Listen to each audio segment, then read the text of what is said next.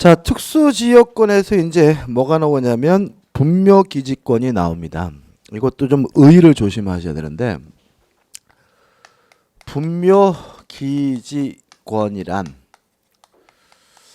타인의 토지 사용권입니다.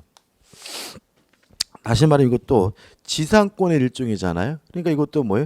토지 사용권이죠.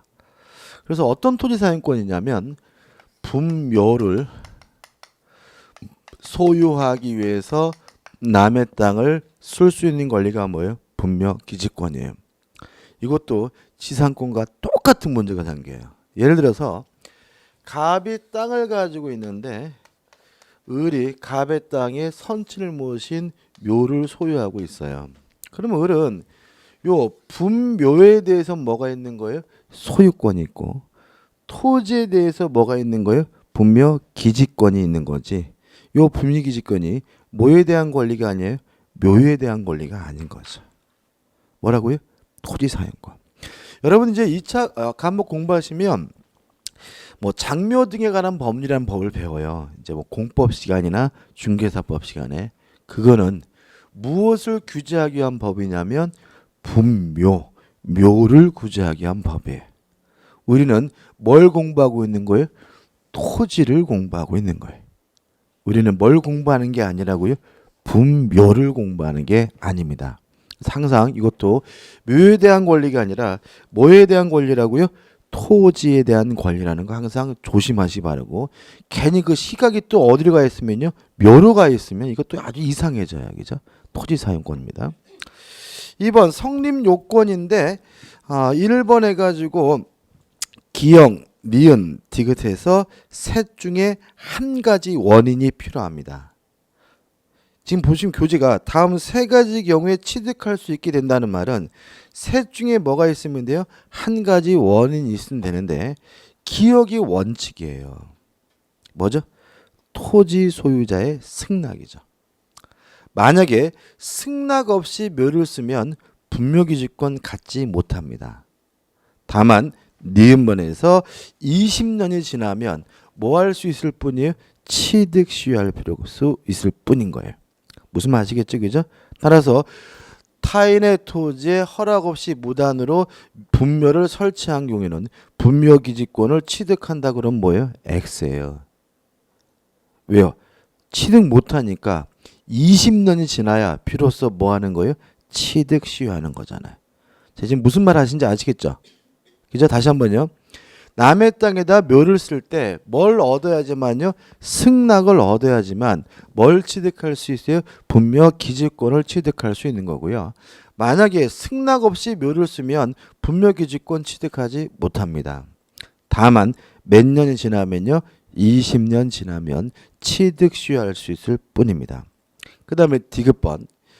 만약에 그 토지에 분묘가 있는데도 불구하고 묘를 철거한다, 이장한다 같은 특약을 없이 거래하게 되면 뭐가 발생하냐면 분묘기지권이 발생합니다. 그래서 조심할 일이 생겨요. 이게 어떤 얘기냐면 임야가 있는데 갑의 땅이거든요. 근데 을이 이 땅을 사려고 해요. 근데 이 갑의 땅에 뭐가 있냐면 선친을 모시고 있는 묘가 있거든요. 근데 묘가 있는데도 불구하고 이 뭐를 철거한다, 이장한다, 이런 특약 없이 거래를 하게 되면 을은 갑에게 뭘 인정해 줘야 되냐면 분묘기지권을 인정해 줘야 된다는 얘기거든요. 따라서 만약 임야 거래하실 때는 반드시 가셔야 돼요. 왜냐하면 분묘기지권은 관습법상 물권이기 때문에 등기를 못해요. 등기부 등본 떼봐도 어디에도 뭐가 나와 있잖아요. 분묘가 나와 있지 않기 때문에 반드시 뭘 하셔야 돼요? 현장 확인을 꼭 하셔야 되고요. 요 분묘 때문에 아무짝에도 쓸모없는 땅이 될 수 있으니까 조심하시기 바랍니다. 아무튼 셋 중에 하나의 원인이 필요하고요. 2번 분묘기지권의 주체인데 이거죠. 분묘를 소유하기 위해서 남의 땅을 쓸 수 있는 권리가 뭐예요? 분묘기지권이니까 분묘기지권은 누가 취득하는 거죠? 분묘의 소유자가. 분묘의 소유자가 누구냐? 이 문제에 대해서 가정은의 준칙에서 규정하고 있는데 종손이라고 규정하고 있습니다. 종손. 원래 이 상주입니다. 상주. 상주. 그러니까 우리가 원래 관습적으로요. 아버님이 돌아가시면 제일 맏아들만 상주인 거예요. 만약에 맏아들이 없으면 뭐예요? 맏손주가 상주지. 그 차남이나 뭐죠? 그 사람들은 뭐가 아니에요? 상주가 아닌 거예요. 무슨 말 아시겠어요, 그죠? 따라서 상주가 뭐에 관한 소유권을 갖게 돼요? 분묘에 대한 소유권을 갖게 되니까 분묘기지권은 누가 갖는 거죠? 종손이 갖는 거죠, 그죠? 이해되시죠, 그죠? 이런 거 이게 이런 거예요, 그죠? 갑이라는 분이 계신데 A, B, C, D 이렇게 네 분의 형제가 계신단 말이죠. 근데 C분은 뭐죠? 딸이고 뭐 이렇게 되면 누구만요? 장손인 A만이 뭐예요? 상주인 거예요. B, C, D는 뭐가 아니에요? 상주가 아니에요. 법적으로는. 그 다음에 만약에 A가 먼저 돌아가시면 그 손주인 뭐죠? E가 상주인 것이지 B, C, D는 뭐가 아니에요? 상주가 아닙니다. 왕권 세습하고 좀 비슷해요. 상주가. 그래서 아직도 이 부분은 누구만이요? 종손만이 상주고요. 누구만이 분묘기지권을 가질 수 있는 거예요? 종손만이 가질 수 있고 다른 형제들은 뭐죠? 권한이 없는 거예요. 재밌는 거는 이게 남녀 평등에 반하잖아요. 그죠? 그죠? 남녀 평등에 반하고 이게 어떻게 보면 무슨 현대 이런데 이게 여자분들이 이건 또 안 뺏어 갔더라고요. 돈이 안 되니까. 다시 말하면 이게 옛날처럼 뭐 묘에 대한 권리가 무슨 뭐 권리고 그게 아니라 이게 솔직히 지금은 이제 뭐예요? 의무잖아 이게. 의무고 골치 아픈 일이다 보니까 여자분들이 아직 여기까지는 뭘 안 되셨어요? 손을 안 대셨어요. 여성부에서. 그래서 아직도 뭐죠? 종손으로 남아있는 부분인데 가끔 내요. 판례도 같은 취지고요. 그 다음에 맨 밑에 보시면 3번 반드시 뭐가 있어야 돼요? 봉분이 있어야 돼요. 분묘기지권은 등기할 수 없습니다. 따라서 묘가 있다는 사실을 대외적으로 보여주기 위해서 반드시 뭐가 있어야 돼요? 봉분이 있어야 되는 거죠. 따라서 평장하거나 암장한 경우에는 분묘기지권 인정되지 않고요.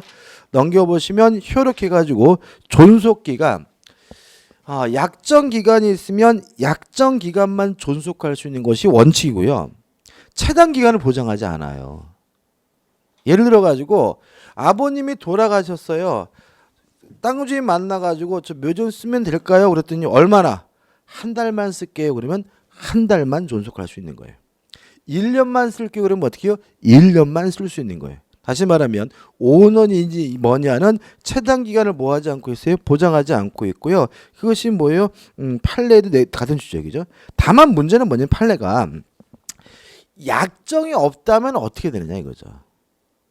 존속기간의 약정이 없다면 그때는 수호하고 봉사는 한 계속된다는 게 판례 입장입니다. 그래서 분묘기지권의 존속기간은 약정 기간만 존속할 수 있는 것이 원칙인데 다만 예외적으로 수호하고 봉사는 한 뭐죠? 계속된다 정도만 기억하시면 되겠죠. 그 다음에 하단에 2번 합장 여부 합장할 수 없습니다. 왜냐하면 토지 사용권이기 때문에 묘를 신설할 수가 없거든요. 그래서 단분 형태든 쌍분 형태든 합장할 수 없다는 거 꼭 기억해 두시기 바라고요. 3번 범위가 나오는데 이런 얘기죠. 분묘기지권은 묘 밑바닥 땅에만 인정되는 것이 아니라 분묘를 수호하고 봉사하기 위해서 필요한 범위에서 주의 공지까지 뭐가 되냐면 확장이 됩니다. 판례는 뭐냐면 공법상의 제한을 받지 않아요. 여러분들이 나중에 장묘 등에 관한 법률을 배우면은 묘의 면적 제한이 나옵니다. 뭐 개인묘는 몇 제곱미터를 넘지 못하고 가정묘는 몇 제곱미터를 넘지 그거는 뭐죠? 적용되지 않는다. 다시 말하면 수호하고 봉사하는데 필요한 범위까지 확장이 되고요. 우측에 사회 2번 치료죠 치료 그죠? 이것도 뭐죠? 무상이 원칙이에요. 따라서 치료 지급에 관한 특약이 없다면 뭘 청구하지 못합니까? 치료를 청구하지 못함을 주의하시기 바랍니다. 그 다음 이제 한 가지만 좀 추가하는데 교재에 빠져 있는 게 있는데 예를 들어 가지고 땅이 갑의 것이고 을이 이제 분묘기지권을 가지고 있어요. 근데 갑이 을한테 너 묘 어떡할 거야 자식아 그랬더니 을이 제가 분묘기지권을 포기하겠습니다 라고 말하면 을의 분묘기지권은 뭐가 되는 거예요? 소멸되는 거예요. 무슨 아시겠어요? 자, 을이 갑한테 분묘기지권 주장하지 않겠습니다 라고 하면서 제가 한 달 있다 이장할게 약속했는데 이장을 안 해요. 그러면 이제 갑은 독자적으로 법정 절차에 따라서 요 묘를 뭐죠? 철거할 수가 있는 거예요. 왜냐하면 포기하겠다라고 말하는 순간 분묘기지권은 뭐가 되는 거예요? 소멸이 되는 거니까. 이해되시죠? 다시 한번요. 분묘기지권을 뭐 하겠다고 했어요?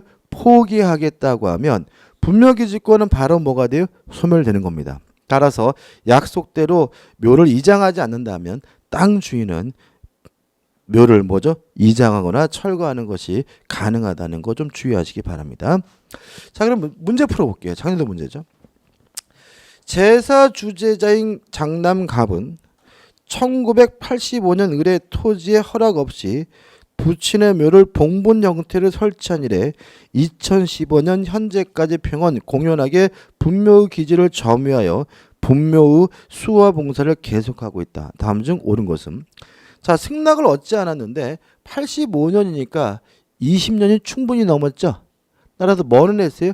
분묘기지권을 취득시하긴 한 거죠. 1번 을은 갑에게 분묘이장을 청구할 수 있다. X. 왜요? 갑이 분묘기지권을 뭐 했어요? 취득시했으니까요. 2번 갑은 을에게 분묘기지에 대한 소유권 이전 등기를 청구할 수 있다. X. 갑이 취득한 것은 분묘기지권이지 뭐가 아니에요? 소유권이 아닌 거죠. 3번 갑은 부친의 묘에 모친의 시신을 단분 형태로 합장할 권능이 있다. X. 어떤 형태든 합장할 수는 없습니다. 4번 갑은 분묘기지권을 포기하는 의사를 표시한 경우 그럼 어떻게 분묘기지권이 어떻게 소멸된 거죠? 점의 포기가 없더라도 분묘기지권은 소멸한다. 맞는 지문이고요. 따라서 을은 법정 절차에 따라서 갑의 묘를 뭐 할 수 있죠? 철거하는 것이 가능한 거죠. 답은 4번이죠. 5번 갑은 을에게 지료를 지급할 의무가 있다. X. 분묘기지권도 뭐가 원칙이죠? 무상이 원칙입니다. 넘겨보시면 이제 뭐가 나오냐면 구분지상권이 나와요. 요 구분지상권에 대해서는 개념하고 특징이랄까요, 그죠? 일단 법조문을 보시면 289조에 2라고 되어 있죠. 특색이 있죠. 289조도 아니고 290조도 아니고 뭐예요? 289조에 2예요. 이런 조문은 없던 게 새로 신설된 겁니다. 없던 조문이. 이게 왜 그러냐면 예를 들어서 법조문이 289조가 있고 290조가 있어요. 근데 나중에 여기다가 법조문 하나 추가하려고 할 때 290조라고 추가해버리면 뒤에 것도 다 밀려버리죠. 그죠? 그래서 어떻게 하냐면 추가하는 것은 289조의 2 이런 식으로 해서 뭐죠? 추가를 합니다. 그래서 뭐뭐의 2 그러면 없던 조문이 추가됐구나라고 이해하시기 바라고. 이게 왜 추가됐냐면요. 지하철 때문에 그래요. 지하철 때문에. 그러니까 70년대 말에 서울에서 지하철 공사를 하면서 어떤 일을 겪게 되냐면 땅 속에다가 지하철을 공사하고 그죠? 2호선 같은 경우는 고가 철도에다가 뭐죠?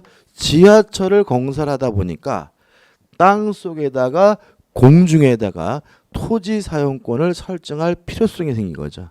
그래서 신설될 기종이 뭐죠? 구분지상권이고요. 이해가 잘 안 되면 뭘 생각하시면 돼요? 지하철을 생각하시면 됩니다. 자, 그럼 첫 번째 주요점입니다. 법조문 7개 1항. 지하 또는 지상의 공간은 상하의 범위를 정하여 건물, 기타, 공작물을 소유하기 위하여 지상권의 목적으로 할 수가 있다. 이렇게 나와있죠. 주의하실 것은 건물, 기타, 공작물입니다. 뭐가 없죠? 수목이 없어요. 수목. 왜냐하면 땅 속에다가 나무를 심어서 소유할 일은 없다라고 생각을 했기 때문에. 문제가 어떻게 나오냐면 건물, 기타, 공작물 및 수목을 해가지고 수목을 집어넣어가지고 뭘 만들어요? 오답을 만듭니다. 이분은 문제가 나오면 수목이 있는지 없는지를 반드시 뭐 하셔야 돼요? 확인하셔야 합니다. 첫 번째고요. 두 번째는 이야기인데 아닌 거 볼 건데, 이런 구분지상권을 설정하려면 토지 소유자하고 만나서 설정 계약을 하고 등기를 하면 성립되겠죠. 근데 문제는 땅속이나 공중에 구분지상권이 설정이 되면 토지 소유자만 피해를 보는 것이 아니라 다른 권리자도 피해를 보죠. 뭐 임차인이 있다면 임차권자도 뭐예요? 피해를 보고, 전세권자가 있다면 전세권도 뭐예요? 피해를 보고, 또 다른 지상권자가 있다면 그 사람도 뭘 보는 거죠? 피해를 보는 거죠. 따라서 토지 소유자 외에 다른 권리자가 있다면 다른 권리자 전원의 동의가 있어야지만 구분지상권을 설정할 수가 있습니다. 두 가지만 기억하시면 돼요. 첫째, 구분지상권의 목적에서 뭐는 빠집니까? 수목은 빠진다. 둘째, 토지 소유자 외에 다른 권리자가 있다면 다른 권리자 전원의 동의를 얻어서 뭘 설정할 수 있죠? 구분지상권을 설정할 수가 있습니다. 끝이에요. 그 다음 우측에 이제 뭐가 나오죠? 관습상의 법정 지상권이 나옵니다. 중요합니다. 왜냐하면 지상권에 대해서 뭐죠? 시험 문제가 출제가 되니까요. 그죠? 좀 어려울 수가 있는데, 왜 어려울 수가 있냐면 교재를 잠깐 보시면 뭐 305조의 법정지상권 넘겨보시면 관습법상 법정지상권 또 넘겨보시면 366조의 법정지상권에서 357페이지 그 다음에 359페이지까지 해서 어떻게 해요? 쭈루루루 뭐가 나열되어 있어? 또 판례가 나열되어 있죠. 그죠? 판례가. 일단 법정지상권에 대해서는요. 판례가 중요하긴 합니다. 근데 제가 나중에 판례로서 따로 여러분들이 숙지해야 될 사례라고 해서 따로 말씀드린 판례는 두 가지밖에 없어요. 그래서 이거는 판례라고 해서 기억하는 것이 아니라 이것도 뭐죠? 큰 틀을 확실하게 뭐죠? 정리하시고 이해하시면 되고요. 일단 첫 번째 나와 있는 305조의 법정지상권은 안 볼 거예요. 이건 언제 볼 거냐면 전세권 할 때 볼 거예요. 그 다음에 한 장을 넘겨보시면 뭐가 나오죠? 관습법상 법정지상권이 나와요. 이거부터 볼 거예요. 그죠? 자, 좀 틀을 잡아볼게요.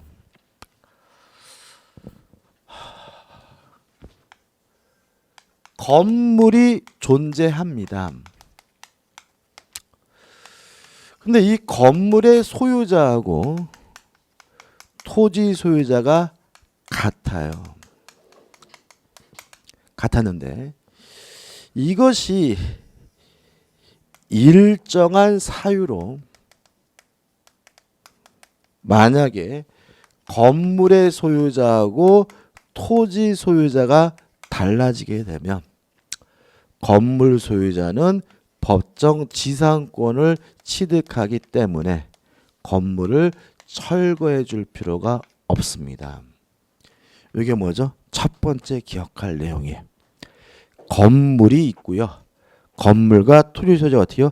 같았어요. 근데 이것이 뭐라고요? 일정한 사유로 달라지면 뭐가 발생합니까? 법정 지상권이 발생합니다. 일정한 사유가 총 5가지인데 오늘 2가지만 할 건데, 첫째, 저당권의 실행으로 달라질 수가 있어요. 이게 366조의 법정 지상권이고요. 두 번째, 매매, 기타 사유로 달라질 수가 있어요. 이게 뭐냐면 관습법상 법정 지상권입니다. 자, 그럼 이제 이것도 보자고요. 건물이 있었고요. 건물과 토지 소유자가 같았는데 어떻게 해요? 매매, 기타 사유로 달라지면 뭐가 발생합니까? 법정 지상권이 발생하기 때문에 건물을 뭐 해줄 필요 없어요? 철거해 줄 필요가 없어요.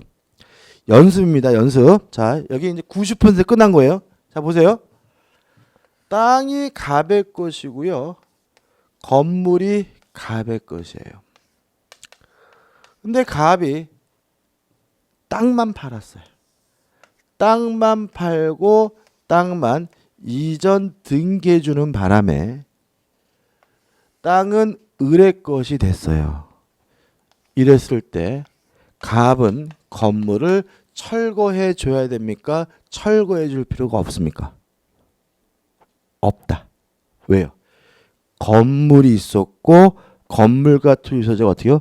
같았는데 매매로 달라졌기 때문에 갑은 을에게 뭘 취득해요? 법정 지상권을 취득하고요. 따라서 건물을 뭐 해줄 필요 없어요? 철거해 줄 필요가 없습니다. 이해되시죠? 이해되시죠? 그죠? 갑이 자신이 소유하고 있는 땅에 건물을 신축했는데 무허가 건물이에요. 그래서 자기 앞으로 등기는 못했어요. 이런 상태에서 땅만 팔고 땅만 이전 등기를 해줘서 땅은 을의 것이 됐을 때 갑이 법정지상권을 취득하나요? 못하나요? 취득합니다. 왜냐하면 건물이 있었고 건물과 토지 소유가 같았는데 매매로 뭐죠? 달라졌기 때문에 건물이 있기만 하면 됩니다. 무허가든 미등기든 불법 건물이든 그런 건 뭐 하지 않습니까? 따지지 않습니다. 이해되시죠? 그죠? 자, 갑이 땅을 소유하고 있는데요. 을이 갑으로부터 승낙을 얻어서 갑의 땅의 건물을 신축을 했습니다. 이때 을은 법정지상권을 취득하나요? 못하나요? 취득해요? 못해요? 취득해 못해요? 못한다. 왜냐하면 법정지상권이라는 같았다가 달라져야지만 생기는 거예요. 을이 건물을 신축할 때부터 이미 토지와 건물의 소유가 어때요? 다른 상태니까 뭐가 발생할 수 없어요? 법정지상권이 발생할 수가 없어요. 무슨 말 아시겠죠? 그죠? 승낙을 얻었다 그래서 지상권 생기면 안 돼요. 지상권 몇 년 보장해 준다고요? 30년. 이거 함부로 인정되는 권리 아니에요. 그죠? 무슨 말 아시겠어요? 그죠? 자, 법정지상권이니까 뭐라고요? 같았다가 뭐 해야 돼요? 달라져야 법정지상권이 뭐죠? 발생합니다. 교재 이런 판례들이 쭉 나오는 거예요. 이거 판례라고 기억하는 게 아니라 요걸 기억하는 거예요. 건물이 있었고요. 건물과 토지 소유가 어떻게요? 같았는데 매매 기타 사유로 달라지게 되면 뭐가 발생한다고요? 법정지상권이 발생합니다. 이건 지울 거예요. 여러분이 기억할 건 이쪽인 거예요. 그죠? 그 다음에 이제 생각해 보자고요. 요 매매 기타 사유잖아요. 요 기타 사유는 나머지 개념이기 때문에 이걸 다 외울 수는 없죠. 그죠? 그러니까 우리는 뭘 기억하냐면 제외되는 거, 안 되는 걸 기억하셔야 돼요. 다시 말하면 건물과 토지 소유가 같았다가 달라졌는데도 불구하고 법정지상권이 발생하지 않는 경우를 기억해 두셔야 되는데 두 가지를 기억하시면 돼요. 첫째, 환지 처분으로 토지와 건물의 소유자가 달라진 경우에는 관습법상 법정지상권이 발생하지 않습니다. 환지가 뭔지는 아시죠? 몰라요? 이런 겁니다. 땅이 있는 공법 시간에 배우시는 거예요. 땅이 있는데 막 이렇게 막 땅이 막 이렇게 울퉁불퉁해. 이걸 밀어버리고 반드시 땅을 어떻게 이렇게 일률적으로 자르기로 했어요. 그러면 이제 어떻게 되냐면 요 땅은 얘한테 주고 얘 땅은 얘한테 주고 막 이래야 되겠죠. 이런 걸 우리가 뭐라고 그래요? 환지라고 해요. 이해되시죠? 근데 만약에 이런 공법상의 목적에 따라서 환지를 하는데 갑자기 뭐가 발생해 버려요? 법정지상권이 발생해 버리면 요 사업을 더 이상 뭐 하지 못해요? 진행하지를 못해요. 그래서 우리 판례는 환지하다가 토지와 건물의 소유자가 달라지더라도 뭐가 발생하지 않습니까? 법정지상권이 발생하지 않는다는 게 판례 입장이에요. 두 번째, 원인행의 실효입니다. 실효라는 말은 뭐냐면 무효, 취소, 해제를 합쳐서 말하는 거예요. 다시 말하면 토지와 건물의 소유자가 달라지게 된 이유가 뭐 때문에요? 무효 때문에, 취소 때문에, 해제 때문에 달라진 경우에는 뭐가 발생하지 않습니까? 법정지상권이 발생하지 않는다는 게 판례 입장입니다. 예를 들어 볼게요. 이런 거예요. 쉬워요. 땅도 갑의 것이고 건물도 갑의 것이었거든요. 근데 건물도 팔고 땅도 팔고 다 팔았어요. 매매를 원인으로 건물에 대해서 등기해주고 매매를 원인으로 해서 토지에 대해서 뭐래서 등기를 줘서 땅도 을의 것, 건물도 을의 것으로 바뀌었는데 나중에 요 토지에 대한 등기가 무효라는 사실이 밝혀지면 토지 소유권이 갑에게로 뭐죠? 돌아오겠죠. 그죠? 달라지겠죠. 그래도 뭐가 발생하지 않아요? 법정 지상권이 발생하지 않는다. 다시 말하면 무효, 취소, 해제로 토지와 건물의 소유자가 달라지더라도 뭐가 발생하지 않습니까? 법정 지상권이 발생하지 않습니다. 됐죠? 그 다음에 이제 두 번째로 기억할 것은 토지가 공유인 경우에 뭐가 공유인 경우에? 토지가. 이때는 원칙적으로 법정지상권 발생하지 않는다. 뭐인 경우에는요? 토지가 공유인 경우에는 달라지더라도 뭐가 발생하지 않아요? 법정지상권이 발생하지 않아요. 이런 얘기입니다. 땅이 갑과 을의 공유인데 갑이 을로부터 승낙을 얻어서 건물을 신축했어요. 그렇다 그래서 갑에게 뭐가 인정되는 건 아니에요? 법정지상권이 인정되는 건 아닌 거죠. 이 상태 되겠죠? 근데 만약에 갑이 자신의 지분을 병에게 양도했다는 이유로 법정지상권이 발생해 버리면 누가 피해를 봐요? 을이 피해를 보거든요. 그래서 토지가 공유인 경우에는 지분이 양도되더라도 법정지상권이 발생하지 않는 것이 뭐예요? 원칙인 거예요. 다만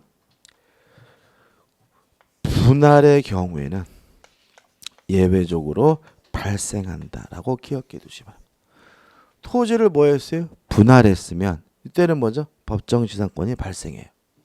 예를 들어서 갑과 을이 공유하는 토지를 분할을 해가지고요. 을의 단독 소유가 됐어요. 이런 분할을 우리가 뭐죠? 가격 배상에 의한 분할이라고 하죠. 이때는 뭐가 발생할 수 있어요? 법정지상권이 발생할 수가 있습니다. 끝. 다 한 거예요. 여기까지가 뭐죠? 관습상의 법정지상권 다 한 겁니다. 자, 교재 볼게요. 교재 보시면 자, 의 나와 있고 2번 요건 해가지고 토지와 건물의 동일인 소유인데 우리 저자분은 1번과 2번을 먼저 합쳐놨어요. 그죠? 따로 기억하셔야 돼요. 건물이 존재하고 건물과 토지 소유 어떻게 해요? 같았다가 해가지고 판례들이 나오는데 A번 건물이 있다면 무효가든 미등기든 상관이 없고요. C번은 제가 나중에 판례로서 따로 정리해드려야 돼. 이거는 저당권까지 끝나고 따로 정리해드릴 거예요. 그 다음에 D번은 한번 읽어보실 때 큰 의미 없고 그 다음에 우측에 메뉴에 보시면 니은번 매매 기타 원인으로 소유자가 달라지는데 기타 원인이 쭉 나열되어 있지만 이거를 뭐 하지 마세요? 외우지 마세요. 그죠? 그 다음에 판례 가지고 1번 매매로 달라지면 뭐가 발생해요? 관습법상 법정지상권이 발생한다. 2번 토지가 뭐래요? 공유래요? 그러면 어떻게 해요? 원칙적으로 관습법상 법정지상권 발생하지 않는다고요. 3번 환매 같은 건 하지 마시고 강제경매 인정되고 5번 환지처분은 뭐죠? 인정되지 않는다고 나와 있고요. 넘겨보시면 명의신탁 같은 거 하지 마시고 7번 구분 소유 관계는 우리가 아직 안 했으니까 뭐죠? 신경 쓰지 마세요. 그러면 교재가 판례 잔뜩 나와 있지만 제가 적어드린 게 더 자세한 거예요. 그죠? 환지 안 된다. 무효, 취소, 해절이라는 경우 어떻게요? 안 된다. 토지가 공유인구는 안 된다. 다만 토지 공유 토지가 뭐가 됐어요? 분할되면 뭐죠? 된다라고 기억하시면 되는 거예요. 판례를 다 하려고 하시면 한도 끝도 없는 거예요. 우리는 실제로 다시 말씀드리지만 사법시험 민법을 공부하는 게 아니라 뭐예요? 공인중개사 민법을 공부하는 거죠. 그죠? 그다음 박스 밑에 디귿번 건물 특약 철거의 특약이 없어야 한다. 당연하죠. 그죠? 땅만 사면서 건물을 철거하기로 했다면 당연히 뭐가 발생하지 않아요? 법정지상권 발생하지 않고요. 하단에 나와 있는 판례도 뭐 큰 의미가 없는 거예요. 그죠? 나중에 제가 판례라고 해서 따로 기억할 건 또 설명드릴 거예요. 그다음 우측에 보시면 이제 366조에 뭐가 나와요? 법정지상권이 나오죠. 그죠? 자, 그럼 이건 뭐라고요? 1번이겠죠. 저당권 실행이죠. 다시 할까요?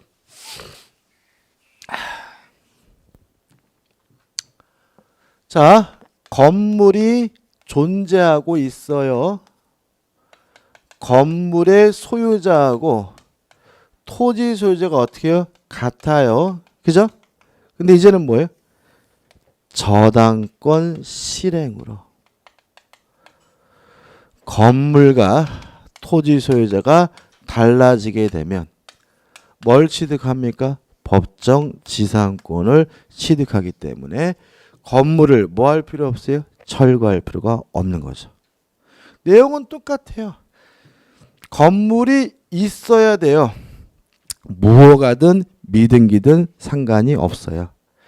건물과 토지 소유자가 같았다가 달라져야 되고요. 한 가지 추가할 것은 뭐냐면 건물이 존재하고 건물과 토지 소유자가 같아야 되는 시점은 언제냐면 저당권 설정 시라는 거예요. 끝. 언제 건물이 있어야 돼요? 저당권 설정 시. 언제 토지와 건물의 소유가 같아야 돼요? 저당권 설정 시. 그랬다면 저당권 실행으로 달라지게 되면 뭐가 발생합니까? 법정 지상권이 발생합니다. 연습해 볼까요? 이게 더 간단하죠. 그죠? 보세요. 갑이 나대진 상태, 갑이 토지도 소유하고 있고 건물도 토지 소유하고 있는 상태에서 건물에만 저당권을 설정했는데 갑이 돈을 안 갚자 경매가 돼서 땅은 여전히 갑의 것이지만 건물은 을의 것으로 바뀌었어요. 그러면 저당권 설정 당시 건물이 있었고 건물과 토지 소유자가 어떻게 같았는데 경매, 실형으로 달라졌으니까 뭐가 발생하죠? 법정 지상권이 발생하므로 건물을 뭐 해줄 필요 없어요? 철거해 줄 필요가 없다. 이 얘기죠. 그죠? 이게 일반적이죠. 그죠? 조금 더 해볼까요? 자, 나대진 상태에서 저당권이 먼저 설정이 되고요. 그러고 나서 갑이 건물을 신축을 했어요. 근데 갑이 돈을 안 갚자 경매가 됐고요. 땅은 을의 것으로 바뀌었고 건물은 갑의 것이에요. 갑이 법정 지상권 취득해요? 못해요? 못한다. 왜요? 저당권 설정 당시 뭐가 없었기 때문에? 건물이 없었기 때문에. 순서가 지금 일리 왜 적었겠어요? 저당권이 설정되고 나서 뭐라고요? 건물이 지어졌다. 저당권 설정 당시 뭐가 없어요? 건물이 없으니까 법정지상권 발생하지 않고요. 이 건물은 뭐가 돼야 돼요? 철거가 돼야 돼요. 어려운 판례 기억하는 게 아니라 건물이 존재하고 건물과 토지 소유자 어떻게 해요? 같아야 돼요. 언제요? 저당권 설정 시. 이거 하나만 확실하게 기억하시면 돼요. 그려볼까요? 자, 의 나와 있고요. 2번에서 요건 기억. 저당권 설정 당시 뭐가 있어야 돼요? 건물이 있어야 된다. 따라서 B번 저당권 설정 당시 건물이 없었다면 뭐가 발생하지 않습니까? 법정 지상권 발생하지 않는다. 판례 1번도 같은 말이에요. 그죠? 무슨 말을 줍니까? 저당권 설정 당시 뭐가 있어야 돼요? 건물이 있어야 된다. 넘겨보시면 2번도 어때요? 마찬가지고 그 다음에 3번은 뭐 특별한 거 없고 4번입니다. 4번 판례요. 자, 다 한 거 이거죠. 다 한 거고 이제 효력이에요. 자, 한번 생각해 보세요. 이 4번은 두 가지의 뭐요? 공통된 거예요. 들어보세요. 자, 땅이 갑의 것이고요. 건물이 을의 것인데 지금까지 제가 열심히 떠든 요건을 갖춰서 을에게 뭐가 인정되고 있는 사항이냐면 지상권이 인정되고 있는 사항이에요. 전제가. 그러면 지상권의 범위는 건물의 밑바닥 땅에만 인정되는 건 아니겠죠. 건물을 소유하기 위해서 필요한 범위에서 주의 공지까지 뭐가 되겠어요? 확장이 되겠죠. 이해되시죠? 밑바닥 땅에만 인정되면 건물을 철거 안 당하겠지만 쓸 수가 없잖아요. 그래서 지상권은 법정 지상권은 아까 분묘기지권처럼 건물 밑바닥 땅에만 인정되는 것이 아니라 주의 공지까지 뭐가 되는 거예요? 확장이 되는 거예요. 됐죠? 이해하시죠? 을이 건물을 철거했어요. 지상권 소멸돼요? 안 돼요?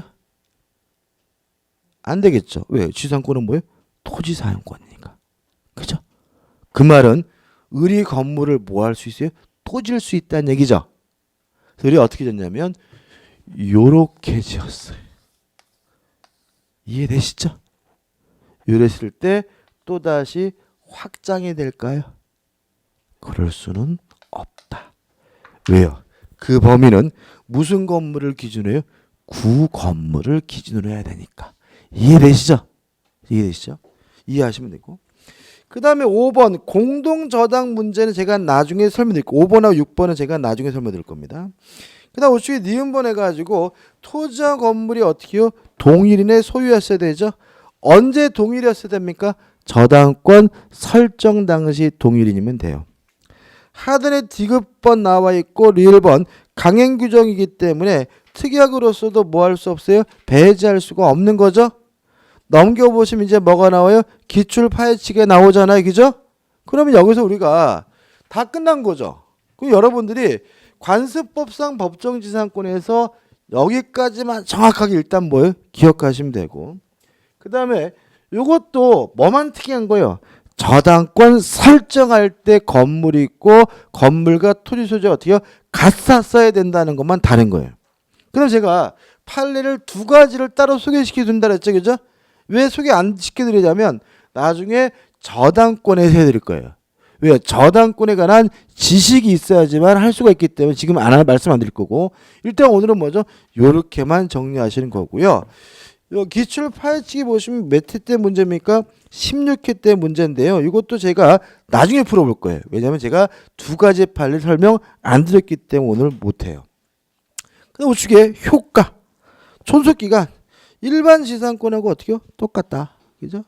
따라서 최단 기간 어떻게 해요? 보장이 되고 지료 이것도 일단 무상이에요. 그래서 지력에 관한 특약이 있든지 법원의 결정이 있어야지만 뭘 청구할 수 있어요? 지료를 청구할 수가 있고요.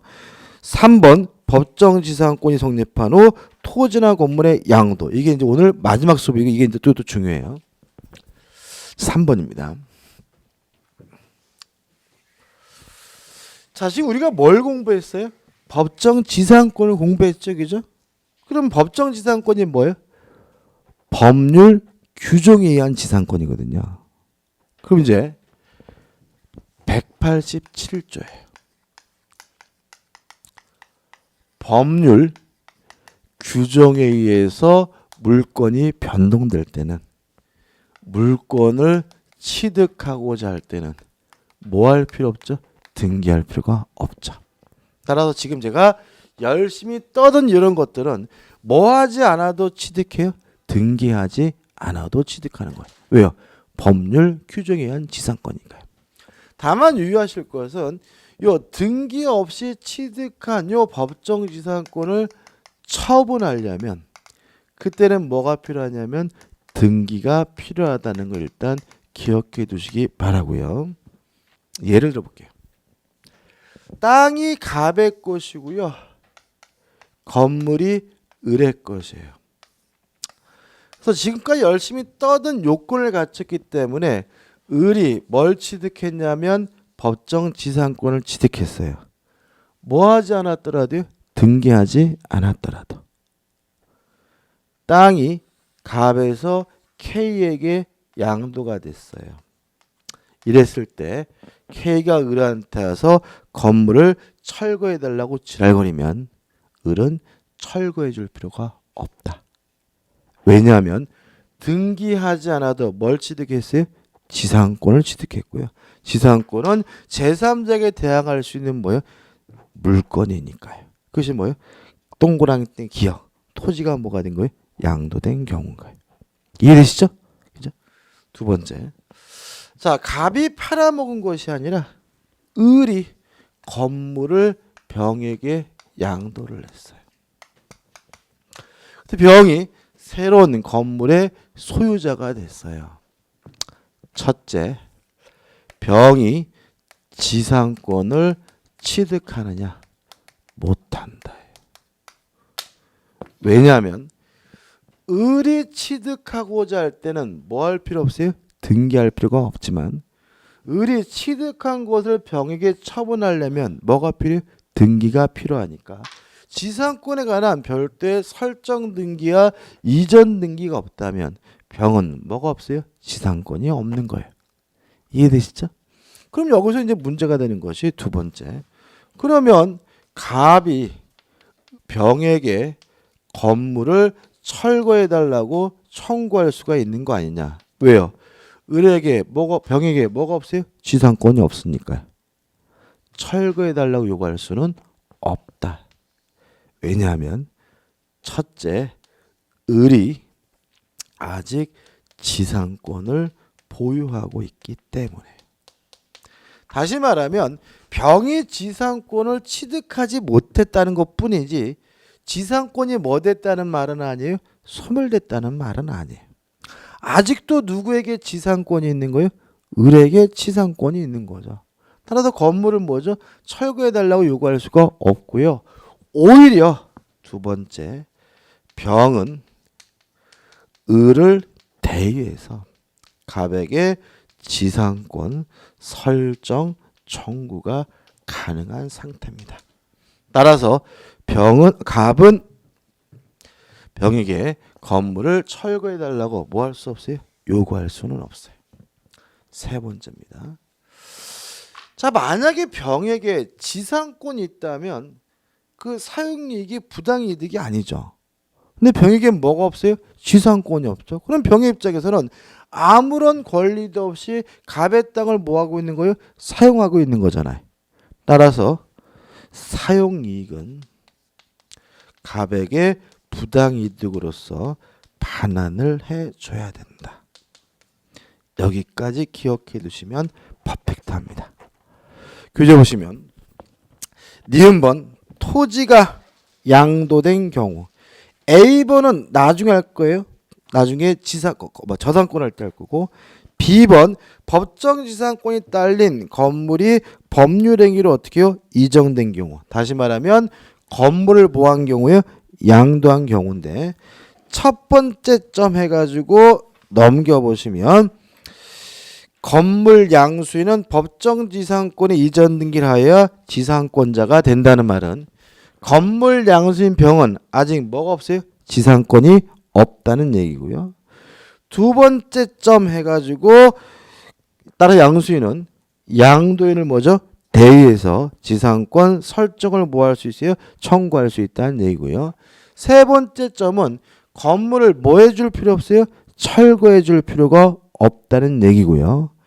마지막 점은 사용이익을 부당이익으로서 어떻게 해요? 반환해 줘야 된다는 얘기죠. 그죠? 이걸 어떻게 해요? 좀 이렇게 기억하자고요. 건물의 양수인은 지상권을 아직 뭐 하지 못했어요? 취득하지 못했지만 건물을 뭐 해줄 필요는 없어요? 철거해 줄 필요가 없다. 왜? 아직도 을에게 뭐가 있어요? 지상권이 있기 때문에. 따라서 철거해 주는 것이 아니라 병은 을을 대위해서 지상권 설정 청구가 가능하고요. 다만 사용이익은 부당이득으로서 을에게 뭐죠? 갑에게 줘야 지급해야 된다는 것까지만 기억해 두시면 되겠죠. 그죠? 여기까지가 뭐죠? 법정 지상권입니다. 그죠? 그래서 다시 말씀드리지만 법정 지상권을 너무 어렵게 생각하시고 판례들을 뭐죠? 딸딸딸 뭐 하려고 하지 마세요. 외우려고 하지 마시고요. 판례로서 여러분들이 따로 기억해야 될 것은 뭐죠? 두 가지인데 아직 안 했다고 제가 말씀을 드렸죠. 오늘 여기까지 하고요. 다음 주에 이제 지역권부터 들어가도록 하겠습니다. 자, 오늘 수고 많으셨습니다. 감사합니다.